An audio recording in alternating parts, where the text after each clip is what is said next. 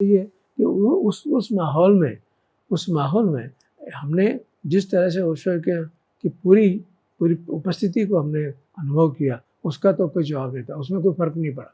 चाहे लोगों का जो भी रिएक्शन रहा, और वो जो कट्टर जो होंगे, जो बतांध लोग होते हैं, वो रिएक्ट करते थे, लेकिन हमारा जो आश्रम का जो पूरा, उसमें कभी कोई फ़र्क नहीं पड़ा, एग्जैक्टली वैसा ही चलता रहा। तो ये उसकी बात मुझे एकदम याद है। अब हम कहाँ थे? अभी 81 में आप वापस अमेरिका चले गए। हाँ, अब 81 में अमेरिका तो आ गए। अब वो मैं नौकरी ढूंढनी पड़ी, तो काम धंधा तो था नहीं। मैं बर्कली में वापस जा नहीं सकता कि वहाँ तो लोग ऑलरेडी अपॉइंट हो गए थे, तो सवाल नहीं पैदा होता। अच्छा, मैं जहाँ भी जाता था तो वहाँ वो ये कहते हैं कि आपको कंप्यूटर तो आता? मैंने कभी कंप्यूटर मैंने कभी देखा भी नहीं, मैंने कभी यूज़ ही नहीं किया। तो नहीं, आपको कंप्यूटर तो आना चाहिए, तभी कुछ काम धंधा, कुछ नौकरी वोकरी मिल सकती है। मैंने कहा मैं कंप्यूटर का क्या करूँ मैं? ज्योतिमा, सैन फ्रांसिस्को यूनिवर्सिटी में मैंने कंप्यूटर की ट्रेनिंग एडमिट हुआ मैं। मैंने वहाँ पता नहीं कितने महीने वहाँ मैंने कंप्यूटर सीखा, मैंने मुझे डिप्लोमा मिला उसका, और जब डिप्लोमा मिला तब जाकर के मुझे पहली नौकरी मिली। और पहली नौकरी कैसे मिली उसकी मैं बात बताऊँ, बड़ी इंटरेस्टिंग। अब होता क्या था कि अब कहीं भी जाओ नॉर्मली, तो वो पहले तो देखते थे तो कहते तुम बहुत ओवर क्वालिफाइड हो, क्योंकि तुम्हारे 2 PhD हैं, 2 PhD को कैसे वो हैंडल करेंगे, कैसे इतना, मतलब ऐसी तनख्वाह कैसे फिगर आउट करेंगे 2 PhD आदमी को। तो कहते थे कि नहीं अभी तो हमारे पास जगह वगैरह नहीं है। एनीवे, तो करते करते क्या हुआ कि वहाँ क्या होता है कि वहाँ ऐसे एम्प्लॉयमेंट एजेंसीज होती हैं, प्राइवेट एजेंसी। तो मैंने कहा चलो यार वहीं अपन चले जाएं। तो मैं वहाँ एक एम्प्लॉयमेंट एजेंसी में गया, मैंने कहा कि भाई ये देखो ये मेरा सारा जगह। तो देखिए हम कहते हैं ना कि ओशो के अस्तित्व तो कैसे था। वो जो लड़का, यंग लड़का था, वो कहता है कि यू नो व्हाट, आपको नौकरी मिलना तो मुश्किल है, क्योंकि आपके पास एक्सपीरियंस नहीं है। आपके पास डिप्लोमा तो है कंप्यूटर का, लेकिन आपने अभी तो कुछ किया नहीं है, तो कैसे पता चले कि आपको आता भी है कि नहीं आता है। You have no experience. मैंने कहा एक्सपीरियंस कोई नौकरी देगा तो एक्सपीरियंस मिलेगा ना, आप तो नौकरी तो दिलवाओ पहले। बोले वो तो ठीक है, लेकिन और वो इंटरेस्टिंग की बात थी कि वो जो लड़का मुझे इंटरव्यू ले रहा था, फॉर्चुनेटली शिकागो में जिस कॉलेज में मैं डायरेक्टर था वहाँ पढ़ा हुआ था।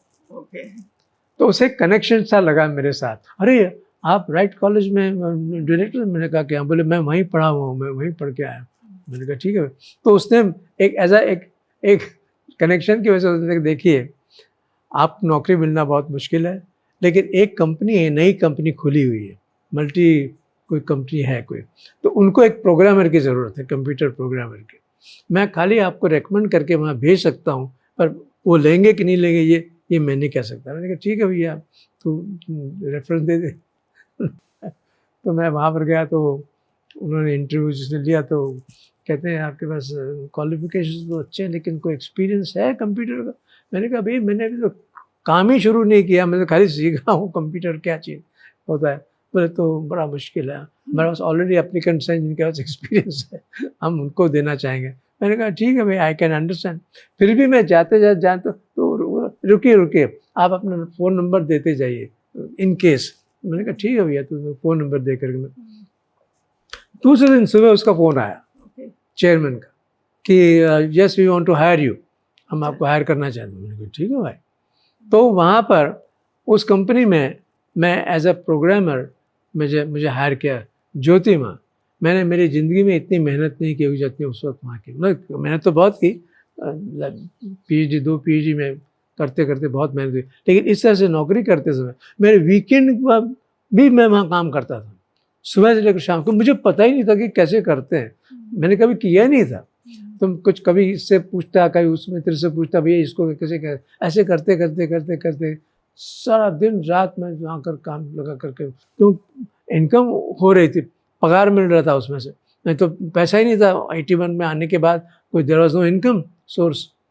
एनीवे, तो मज़े की बात ये हुई कि वहाँ जब मैं प्रोग्रामर था तो एक बार हमारा जो बॉस था उसने मुझे एक प्रोजेक्ट दिया पूरा, ये प्रोजेक्ट करना है। वो प्रोजेक्ट ये था कि जो लोग वहाँ पर कंप्यूटर का काम करने आते हैं उनको सिखाना कि कंप्यूटर कैसे यूज़ करना। तो उसने कहा तुम्हारे पास एजुकेशन का बैकग्राउंड है, तुमको पता चलेगा कि उनको कैसे ट्रेन करना। तो हमने तुमको इसीलिए चुना है, इसलिए तुम इस काम को करो और उसके लिए पूरा प्रोग्राम बनाओ। मैंने कहा ठीक है। तो मैं दिन रात बैठ करके मैंने ज्योतिमा उसको जैसा मुझे ठीक लगा मैंने पूरा प्रोग्राम बनाया। वो प्रोग्राम इम्प्लीमेंट हुआ, तो चल पड़ा और बहुत बढ़िया ढंग से चल पड़ा। तो एक दिन शाम को फ्राइडे था, तो हमारी कंपनी का पता नहीं किसी कारण से गेट टुगेदर जैसा होता है ना शाम को फ्राइडे को, ऐसा गेट टुगेदर जैसा था। तो सब कंपनी के सब लोग बैठे हुए हैं, कंपनी का जो बॉस है, चेयरमैन जो भी था, ओनर वो भी था। मैं तो किसी को जानता नहीं था। मैं तो अपना चुपचाप गया कोने में, वहाँ मैं चाय थी, जो कॉफ़ी थी वो ली और मैं चुपचाप मैंने कहा चलो घर चलते हैं। तो किसी से कांटेक्ट ही नहीं, जानते ही नहीं था किसी को। इतने किसी डॉक्टर जोशी ऐसा करके किसी ने आवाज़ दी। तो मैंने देखा कि वो जो हमारे जो कंपनी का जो ओनर था उसका मैंने फ़ोटो देखा था हमारे उसके अंदर मैगज़ीन में। मैंने कहा ये तो कंपनी का ओनर बुला रहा है यार। तो मैं गया, मैंने कहा मार दिया, लगता है कुछ गड़बड़ हुई है, मुझे बुला रहा है वो। तो आते उसने thank you very much, your programme is working very well, congratulations. मैंने कहा ठीक है भैया, अगर तुझे अच्छा लगा तो। और देखिए दूसरे दिन मेरा रेज़ किया, सैलरी रेज़ हो गई, उसने सैलरी बढ़ा दी दूसरे दिन, प्रमोशन हो गया। तो इस तरह से वो 81 से जो 83 की बात थी वो यहाँ पर इस कंपनी में मैंने काम किया। और 83 में फिर वो वहाँ से शीला का फ़ोन आया, तो come to Rajneeshpuram now, come to the ranch right now, come right. मैंने कहा शीला मैं अभी नहीं आ सकता, मुझे एडवांस नोटिस देनी पड़ेगी इनको, कम से कम 3 महीने की एडवांस, ताकि किसी और को hire. No right now you have to be here, come right now. मैंने कहा कि I will try if I can get leave from there. तो इस तरह से उसने कहा अभी क्या भी आना है। तो मैंने वो जा कर के बॉस से कहा, उसको मेरे साथ कोई अच्छा फीलिंग थी, उसने मुझे अलाउ करके। इस तरह से फिर मैं उससे पहले 81 और 82 में मैं 1-2 बार रजनीशपुरम हो आया था। लेकिन हुआ था क्या कि फैमिली की रिस्पॉन्सिबिलिटी, घर के वहाँ मुझे इतना आसान नहीं था कि वहाँ पर मैं जा सकूँ। तो गया वापस वापस आया। पर 83 में जब शीला ने कहा कि आना है, तो मैंने कहा ठीक है आना है तो आना है। Thank you Swami ji. 75 में जब आपने संन्यास लिया था, हाँ जी, हाँ जी। आपको याद आ रहा है कि कुछ घटना हुई थी जो आप हमारे से शेयर करना चाहते हैं, प्लीज बताइए क्या हुआ। ये मैंने जो नोट किया है ऐसा याद की तरह से, वो मैं खाली पढ़ के सुनाता हूँ। जरूर। ऐसी कुछ ही घटनाएं होती हैं जिन पर उनमें संलग्न होने पर भी विश्वास नहीं होता, इसलिए कि संभवतः हमारी प्रतिक्षण की संलग्नता कुछ आदतवश, कुछ मूर्छावश रहती है, और इसलिए किसी भी घटित क्षण पर विश्वास करना अथवा न करना, इसका कोई होश ही नहीं रहता। इसलिए जब तक कोई ऐसी परिस्थिति निर्मित नहीं हो जाती जो बिल्कुल ही अनूठी हो, उस पर विश्वास करना या न करने का कोई कारण ही नहीं रह जाता। अस्तु, आज की ये घटना ऐसी ही है, बिल्कुल अनूठी। आज संध्या 5:45 बजे स्विस एयरलाइन द्वारा शिकागो से पूना के लिए प्रयाण किया है। स्वामी विवेकानंद सन्यासी बनकर शिकागो आए थे। मैं शिकागो से सन्यासी बनने भारत पूना जा रहा हूँ, प्रभु श्री के चरणों में। और एक छोटा सा और ये नोट में जाने के बाद, ये 79 में जब पहुंचा था ना, 79 उस वक्त ये छोटा सा एक नोट है, बहुत छोटा नोट है।